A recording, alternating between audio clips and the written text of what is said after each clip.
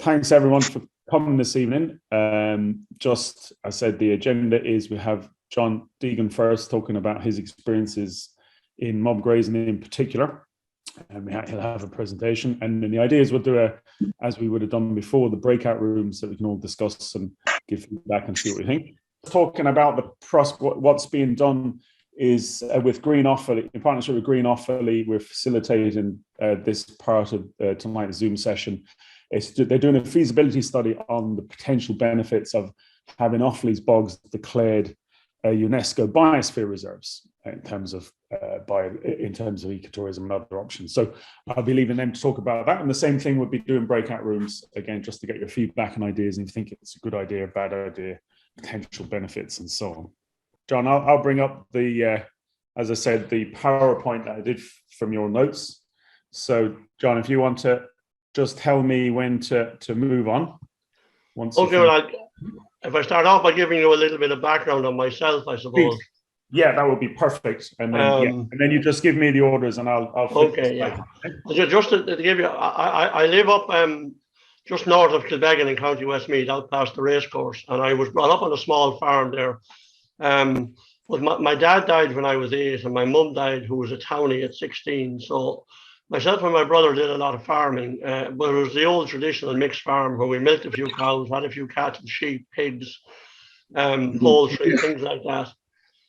And but my mother wanted us all educated, so I went off to college, and when she died, I went to UCG, and after that I went to Dublin, and I qualified as a chartered accountant. And I started off my own small business in Kilbeggan, and I worked at that for the last 45 years almost. I inherited the farm, which is about 70 acres. A lot of it was peaty soil, as you know, Doug, you visited it. Mm-hmm. And a lot of it is we're on the Escariada. So it's very, very dry or quite wet, one or the other. It was very little what you'd call good grazing land. And it was rented for most of my lifetime, to be quite honest with you. And even though I had an interest in farming, I didn't really partake in it. Well, a number of years ago, I started to breed horses, and I took it over myself.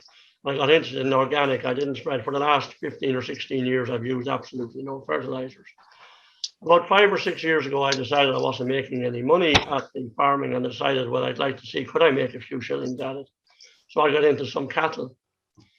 But I looked up, and with quite a number of farming clients, very few of the suckler farmers or dry stock farmers were making any money. In actual fact, they were spending quite a lot of their single farm payment every year surviving. And they had quite substantial farms, but they were still not making any money. I said, there has to be another way at this. So if you want to move on there to the next slide, please, Doug. Yeah, no problem. So I started to ask people, my clients, why are they farming? Are they farming to actually make a profit? Is it a lifestyle choice? Is it because it's just tradition in the family and they don't know how to do anything else to keep the asset in the family? Do they want to produce good, nutritious food, or is there some other reason? And I asked myself the same thing, and I said that I wanted to try and make a profit, but I also wanted to do all the other things as well. And I looked at the farm accounts that were coming into me every year, and all I was doing was seeing substantial amounts of money been spent on contracting, and spent on fertilizers and sprays, and spent on feedstuffs, and spent on veterinary, especially people who are putting in cattle and young cattle and things like that. And I said to myself, is there a need for this? Is there another way? So I came across a chap called Alan Savory, who is a Zimbabwean. And he had come up with this idea of mob grazing, or holistically planned grazing. It mimics what the wild animals do on the African savanna, where they are kept together naturally by predators. In other words, the tigers and the lions and all the other predators keep all of the different game animals, if you want to call them that, on the savannas, tightly packed in. They move every day from one field or one area to another. They graze very tightly.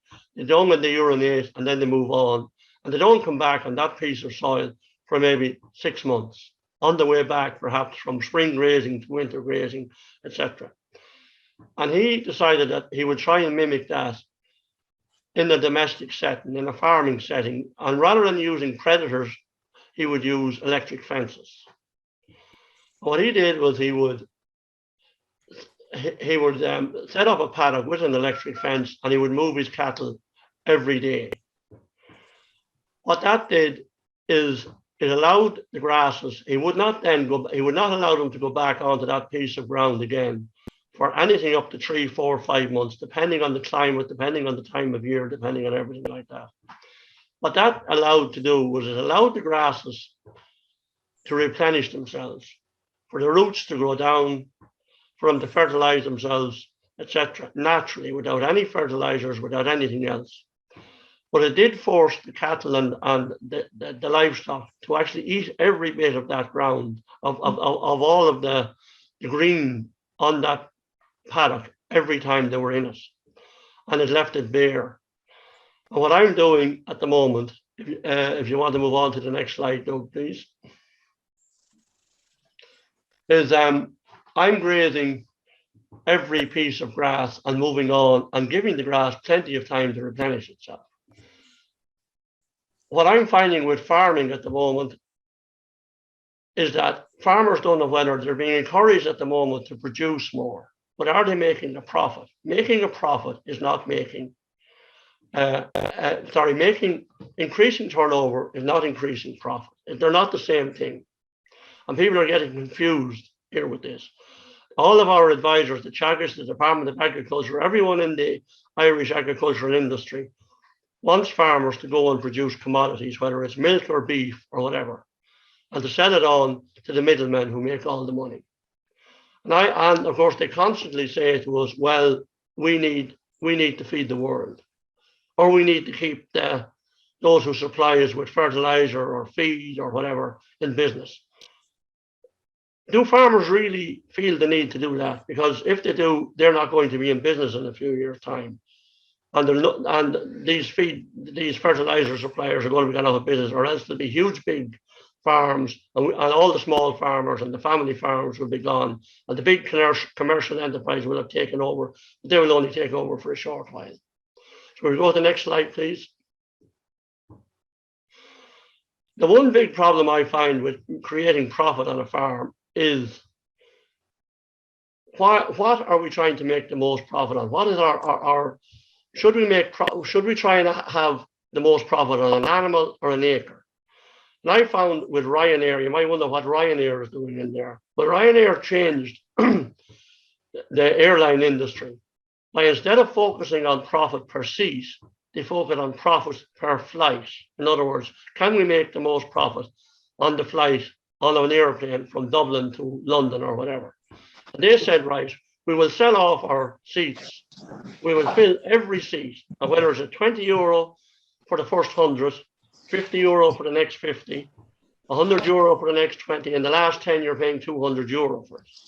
But they filled their flight and they made profit on it. What farmers are doing at the moment is they are trying to produce very expensive cattle. In other words, they're trying to have big Charolais bullocks in their sheds, or very big expensive cattle producing very big animals, where they're getting 2,000 or 3,000 or whatever the price is at the moment per animal. But they're not actually making, they should be looking at what are they making per acre. That's the limiting factor. That should be your cost center. And I think if farmers focus on that, and also in relation to animals, we're all genetically trying to improve them in certain areas. In other words, we want them to improve the beef, we want them to improve output, we want them to actually. You cannot genetically improve an animal for one particular thing without having a problem elsewhere. In other words, if you produce an animal to produce more milk, it's not going to produce beef. If you wanted to do X, it's not going to do Y. And unfortunately, we need an animal that's capable of doing practically. If we're in now, first of all, I should have perhaps earlier said that I'm really dealing here with dry stock and structural farming rather than dairy or tillage farming. That's another area, and I wouldn't have the expertise in that at the moment or anything to go into it, but I'm talking about suckler. And if you want to be a suckler farmer or a dry stock farmer, you need to produce the most saleable beef per acre, and that's what we should be looking at. Can we move on, please? What we need to do is reduce our costs. As an accountant, I want to look at how do we do that? Well, a farmer should keep his single farm payment in his pocket every year. If he can't do that, 9 years out of 10, he's not farming properly. He's not farming for a profit. Now, as I started out with earlier, I said, if you're farming for profit, that's what if you're looking for a lifestyle or looking for something else, you like having a big shed of brilliantly looking Charolais or Continental cattle, fine, that's what you want, and that's what you want out of life. I have no problem with that. I have a good few farmers, clients who that's what they want to do. But they're not going to have a good bank account. And most people, I think, at the end of the day, want to have a few bob out of their exercise. What are we spending our money on as farmers at the moment? We're spending it on feedstuffs. We're buying in huge amounts of corn and grain and soy and protein. We're spending, and even more so this year, I think, as we all know, fertilizers and sprays. We're spending huge amounts on veterinary. We're spending huge amounts on contractors.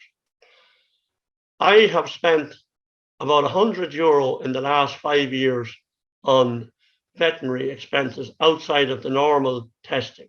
That's all. Now, I only have a small amount of cattle, I will admit, but yet I'm a total newbie at this. I'm, as I said, when the vet came out to me a number of years ago, he sort of laughed at me with my ideas, and now he's not laughing at me anymore because he never sees me, and he never sees my cattle. So the thing we need to do at the moment is, I would advise any farmer to tot up their expenses in relation to these 4 items, divide their gross profit without their subsidies in it, and whatever figure they come up with, divide that into the total of these expenses. I've seen how many cattle do they need to sell just to cover these expenses. And you're probably losing money on these things. I think you can reduce these, and these can be done reduced and still make a profit. I'm making a profit every year at the moment, and I'm only a few years at it, and I'm with very, very little expense. Can we move on, please? Another thing we can do with the type of farming I'm doing is I use multi-species swards. In other words, I will try and get at least 20 species of different grasses, forages, legumes into every field I have. It's happening slowly, and if you give the grasses a chance, an awful lot of the old legacy fields, if you haven't reseeded fields, an awful lot of the seeds are there in the soil if you give them a chance to come up. And especially if you don't use fertilizers and sprays. I consider a weed, what is normally considered weeds, docks, nettles, and things like that, and dandelions, all of these kind of things, they will only grow where the soil is disturbed, where there's a problem with the soil. I consider weeds very, very similar to a scab on an injury that you get on your skin. They come when the soil is damaged or when the surface of the earth is damaged. I have parts of my fields who 5 years ago were full of nettles, docks, thistles, dandelions. I just mob grazed and they're gone naturally because the grasses have all come back. The grasses are very strong, the roots are very good.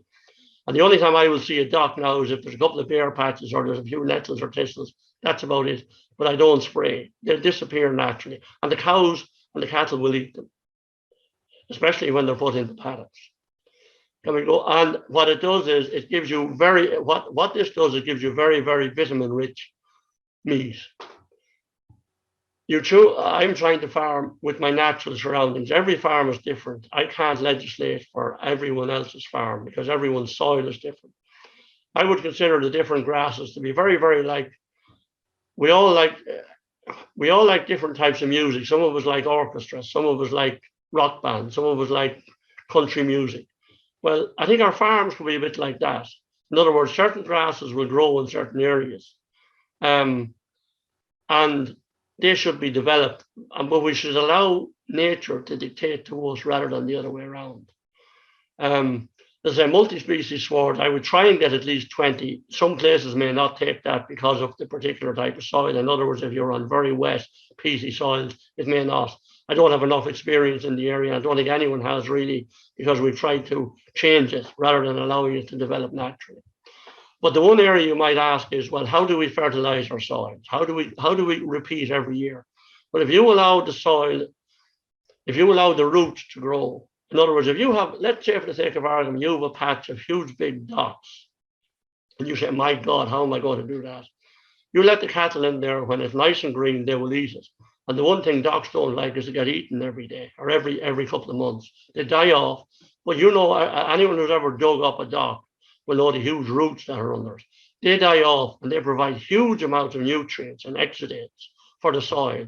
And that will be perhaps the most fertile area of your farm in a few years' time, because the grasses will love it because of the roots provide huge nutrients and minerals and vitamins for the soil. And what we should do is rely on the bacteria and the fungi. And what fertilizing does and spraying does is it kills all the bacteria and kills all the fungi in the soil. The fungi in the soil are very, very like spiders' webs underneath the soil, and they spread out and they will actually spread the minerals and vitamins. And the fungi break down, they create an acid which breaks down the rock, which creates the minerals, the coppers, the zincs, and all of the other minerals that we need in our soils.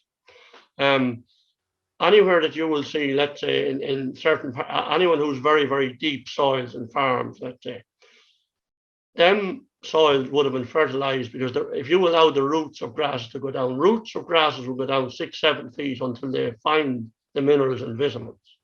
But if you continue to keep them cut and grazed, they won't go down. And that's why you're not getting in these farms that have deep soils. You need to give them a chance to grow. Can we move on, please? Though the holistic plant mob grazing is basically, I move my cattle once to twice a day. I have suitable breeds. I breed Drimmen and Moyles, Hereford, Angus, Shorthorn.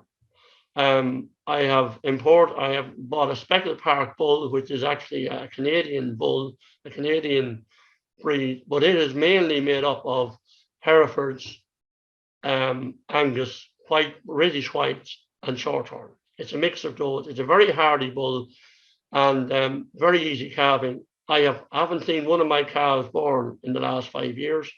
Every time I go out, there's a new calf there suckling away. Very healthy calves, very easy calving, even with small heifers. I finish off grass, and my butcher can't believe my butcher actually is himself is a Hereford breeder, and he sells bulls, and he can't believe that I'm finishing my cattle off grass, that the meat and the quality of the cattle are so good. But what it also does, and why I'm involved with GRI, is that the amount of carbon that's sequestered into the ground. We're all talking in farming at the moment about global warming. If you allow the grasses and the roots to grow properly and to replenish themselves, whether it takes, depending on the time of year, obviously, and the growth and things like that, the grass can be replenished in 6 weeks, or it can be 3 months. But once you do it, it sequesters huge amounts of carbon into the roots in the soil, and it stays there.